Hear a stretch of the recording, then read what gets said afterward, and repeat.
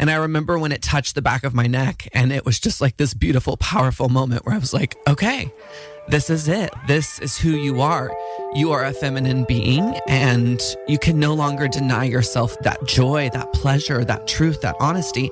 And you can no longer deny those around you that same journey either.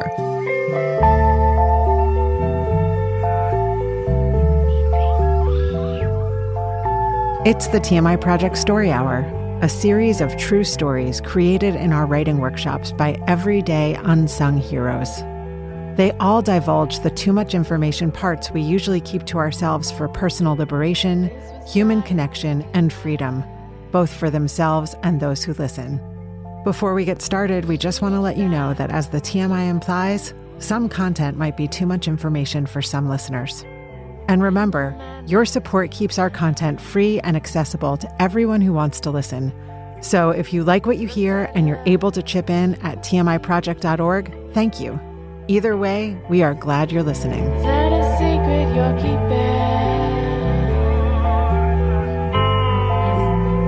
Seems I might be one to remember. Welcome back to the TMI Project Story Hour. I'm Eva Tenuto. It's great to be back after a long break, and we have a lot in store for you this year. We're back to seasons. This coming Wednesday, we'll be dropping a trailer for Season 7, Vicarious Resilience, a beautiful collection of stories about mental health, so stay tuned. But before we dive in, we wanted to welcome you back with a very special story featuring the one and only Jay Jackson, known to most of you as Laganja Estranja from Season 6 of RuPaul's Drag Race. Oh, y'all wanted a twist, eh? Come on, Season 6, let's get sexy! Yeah! Yes, bitch, work. Like a pretzel. Throw it back. Legs overhead like a pretzel. You know you want it. You like how I throw it back like a missile. We presented Jay with the Voices in Action Award last year, and today's host, Blake File, is thrilled to share Jay's story with you. Welcome, Blake. Legs long, waist thin, nice thighs that you wanna taste them. Thick lips where you wanna place them. Where you wanna place them. Thanks, Eva. Hey, everybody. It's great to be back, and I couldn't be more excited. You might be familiar with Laganja Estranja and her public persona, but today we're celebrating the woman behind the wig, my dear friend, Jay Jackson. Pussy on a platter, silver plate. My legs go to heaven's pearly gates. You can jack this box, it's open late. Twist me how you want, why would you wait?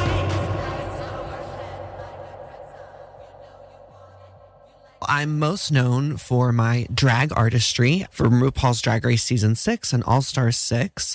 So I do work in the drag field mostly. So what that encompasses is live performances, brand deals, and ultimately just living my life out loud and proud and hopefully inspiring others to do the same.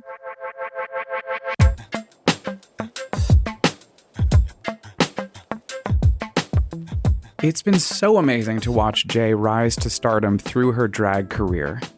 However, as someone who's known Jay for over a decade, I can tell you that she's so much more. She's an activist, an artist, a choreographer, and a damn good storyteller. She's able to take the answer to a simple question like, "Who are you?" and turn it into a story of her own. I definitely consider myself an artist, so I do all kinds of things. Whatever will pay the bills. I went to the California Institute of the Arts. I got my degree in dance and choreography. This was after I was awarded the Presidential Scholar of the Arts. Basically, my first year out of college, my best friend, Lindsay Newton, and I tried to start our own dance company. And we did not meet much success. It was very difficult, and my drag career really took off. I began working locally in WeHo and really building a name for myself because at that time, specifically in Los Angeles, there wasn't really a dancing queen to my caliber. And because of that, I really kind of created a brand as a dancing queen. I think due to the fact that my mother, my drag mother, Alyssa Edwards, was such a huge success on season 5, people on RuPaul's Drag Race had their eyes on me. And so I was extremely lucky to get cast on that show after only doing drag for a year. Being on that show, it really launched me into drag. So I had met before she was Laganja, honey. Good old gay Jay Jackson at the good old gay dance school in Mesquite, Texas. She had worked at another... That's why I always say drag chose me. I did not choose it. Choreography has always been my passion, which is why I've always tried to like sneak it in between the gigs. I think dance is a universal language, and as someone who has literally traveled the universe except for outer space, dance really does reach people on such a global scale. And I think, you know, drag definitely does too, but it's still limiting, especially in the climate that we live in now. I'm definitely trying to focus on doing both. I think I'm happiest when I'm able to balance the drag career with the choreography. Even more delightful, though, is watching Jay grow into not just her drag queen superstardom, but her identity and advocacy since coming out as trans in 2021. The reason I really started drag was because I didn't understand my trans identity.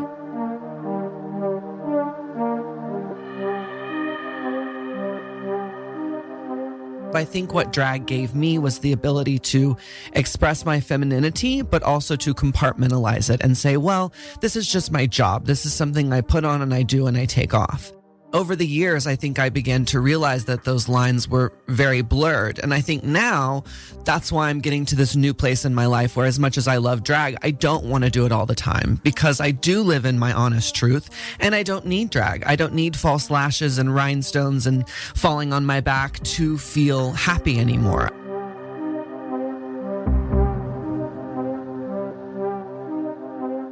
I needed that at a time in my life because I wasn't able to live in my truth as a trans woman. Now that I am, I'm getting in glam every day, and I don't feel the need to exaggerate that quite as much.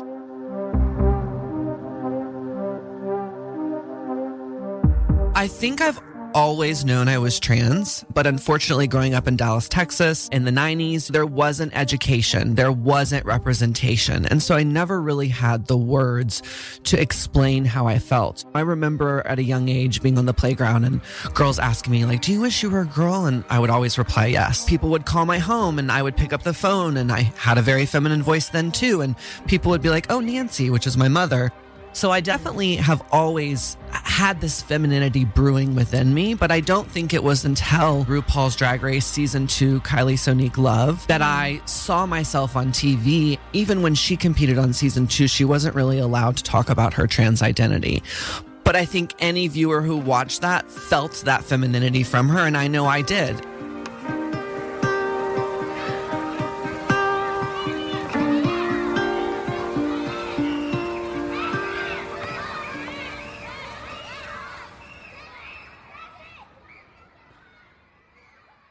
Do you feel safe to share something with the group? I've always been a girl. I've always been a girl trapped in a boy's body. I started doing drag, and there's just something about it that wasn't enough. And I went to a doctor, and he put me on testosterone blockers and then moved me to hormones, and my levels are even, and I've never been happier in my whole life.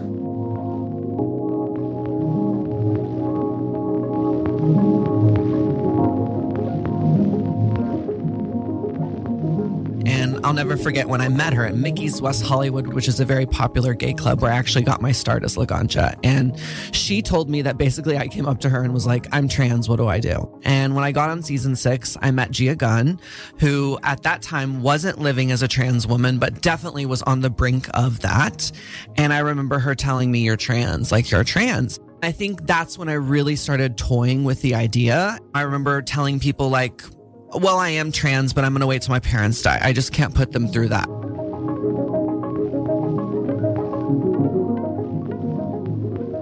I think I held on to that for a very long time. And it wasn't really until Corona, when we were all forced to sit with ourselves, that I began to change the way I felt about that. I began to want my parents to know the person they raised. And there was a moment when my hair grew out, because I used to cut my hair up with like designs on the sides of my head. And obviously during Corona, I couldn't go see a barber. And so my hair grew out long. And I remember when it touched the back of my neck, and it was just like this beautiful, powerful moment where I was like, okay, this is it. This is who you are.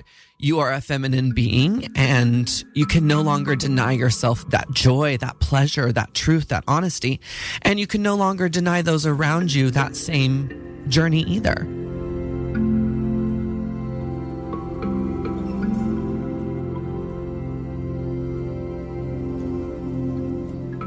I came out very publicly. I told my parents 2 weeks before I did this, which looking back, that was pretty unfair of me in a way and kind of hard to be like, hey, mom and dad, by the way, I'm trans, and in 2 weeks, Entertainment Weekly's dropping the story. But in a way, I'm glad that I ripped the Band-Aid off, because once I came out in such a public way and once the story really broke, it went international, which was so crazy to me because other sisters of mine had just recently come out. And I think because they were of color, they were not received the way I was. I began to realize very early on in this journey that there was going to be such an inequality and such a privilege. And that's what really made me want to be an activist in this realm, because I've been a cannabis activist for a decade.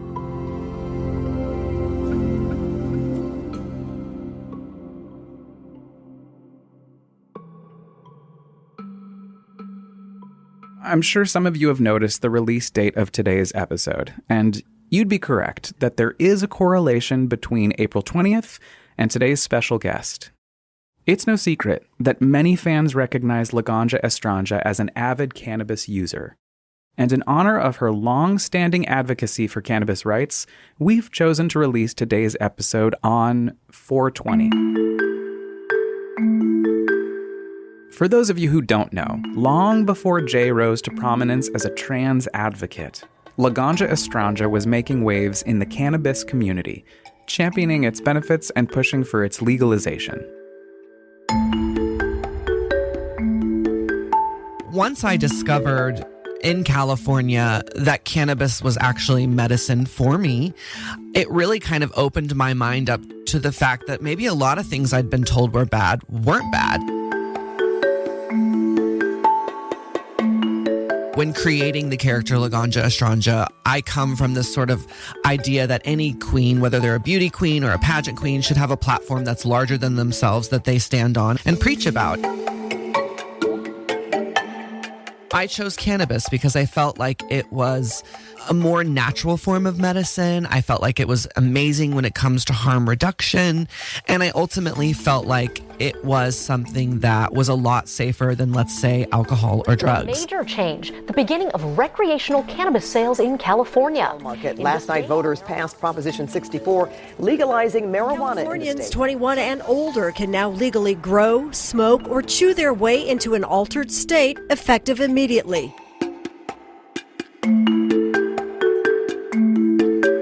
I think as queer people, a lot of people are looking for a way to escape their life, and alcohol and drugs is like the number one go-to. So I felt like, well, maybe if I could give cannabis a positive name, that it would help my community in a way. It's been incredible. It's been incredibly hard. The cannabis industry is extremely homophobic and transphobic. And I'll be honest, over the years, I've sort of given up on that side of my brand because so many doors kept getting closed and closed in my face that it was like, okay, I'm good. What's the next step for me? I still very much ultimately hope to return to the cannabis industry, but I think I needed to grow on my own and become stronger and ultimately figure out my trans identity so that when I come back to the community, I'm able to be, stronger.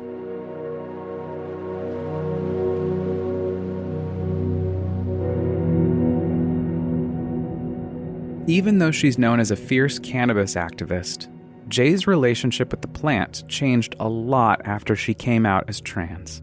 Once I got on hormones, my relationship to cannabis really changed drastically. I think a lot of my life, I used cannabis to numb a lot of these feelings that I felt as a trans person. Once I started living in my truth and getting on my hormone replacement therapy, I realized that I didn't need cannabis quite like I did, and that ultimately I most likely was over-medicating as a way to run away from these feelings I felt. It's very funny now because people will offer me weed at my shows, and I used to be the girl that would light up right there and smoke the whole joint with the people and all of that. And now it's like I hit it once or twice and I'm like, I'm good. And that's the thing I always tell people is I can still be an activist and not be smoking a pound a day. I have a different relationship with the plant now, and I'm able to use it in a different way. But when it comes to being a trans activist, I'm still very new and I still have a lot to learn, but I try every single day to amplify those other voices that are not often heard.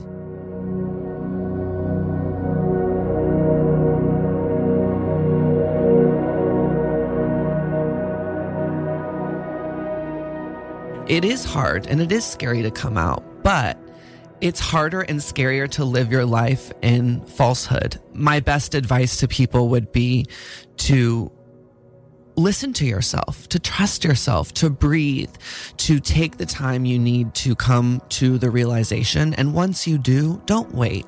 I don't believe in regret. I believe in learning lessons. I don't regret it, but I definitely wish that I had come to this conclusion or had the bravery sooner.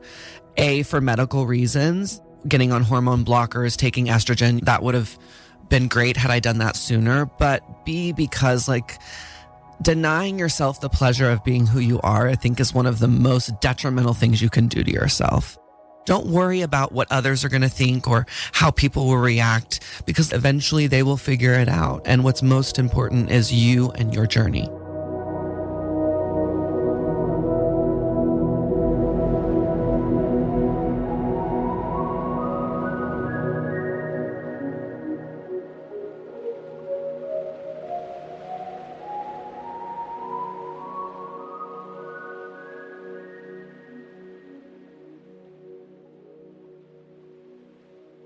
Since then, Jay has blossomed into a powerful advocate. She leads by example, showing the ups and downs of life through her vlogs and performances, showcasing not just her own experiences as a trans person, but also the importance of political action. But please remember, we are never going to move forward if you don't get out and vote in fucking November. The last 2 days, Mary's used to have a 6 p.m. show. Yes, in the lodge we are not allowed to have kids.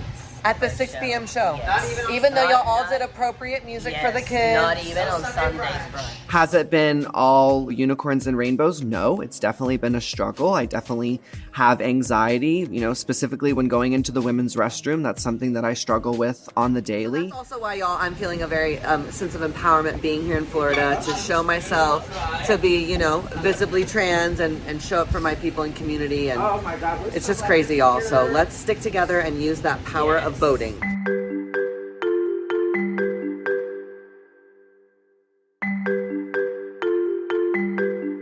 Jay's emergence as a trans advocate couldn't come at a more needed time in our nation's history. At the time of this recording, there are currently 448 anti-LGBTQ bills on the docket in the United States, each one uniquely attacking the right for queer and trans folks to simply exist. These bills range from school sports bans, a legal redefinition of sex, curriculum censorship, healthcare barriers, school facility bans, forced outing in schools, public accommodation bans, drag bans, and so much more. But Jay is still getting used to claiming the word activist as part of her identity. It's a new role for her, and that made it all the more special to honor her for her work. She was still baffled that she was going to be presented an award at all. I'll be honest, in receiving this award, I was like, I don't know. There's a part of me that's like, it doesn't feel right. I'm too new. I'm too this. I'm too that. But I think you're right in saying that we get to do this our own way. And the way in which I've done this is beautiful and deserves to be recognized. So just thank you. It was such an honor to reunite with my old friend and watch her accept the 2023 Voices in Action Award. Jay couldn't believe she was going to be presented with the award by Celeste Lecesne, the co-founder of the Trevor Project, the largest LGBTQIA+ suicide hotline responsible for saving countless lives over the last 25 years. We're so excited to invite you into that special night, so you can hear what Celeste had to say and Jay's acceptance speech. What an incredible moment to watch someone from the LGBTQIA+ community who has dedicated decades of his life to the movement celebrate someone just getting started. Take a listen.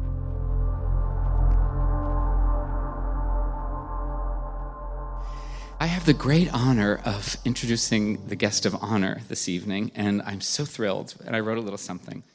I don't need to tell anybody here how important it is that we support those people who identify as LGBTQIA+, and especially the trans and non-binary individuals among us. While politicians are busy passing laws designed to silence and disappear us, trying to deny us health care we deserve, banning our forms of entertainment, removing rights that we fought so hard to win for ourselves, and casting us as a threat to children, Laganja is continuing to be herself, publicly, flamboyantly, extravagantly, as you'll see, insistently, and like many of us, doing it in the face of no. Personally, I think it would be wrong to simply stand by and allow her at this moment to feel attacked. Because what we want for you tonight, what we want for you every day of your life, Laganja, is to feel loved. Can you feel it? So please, everyone, if you will, put your lighters up and show some love for the winner of the 2023 Voices of Action Award, the fabulous, the fantastic, the iconic, and the utterly outrageous Laganja Estranja.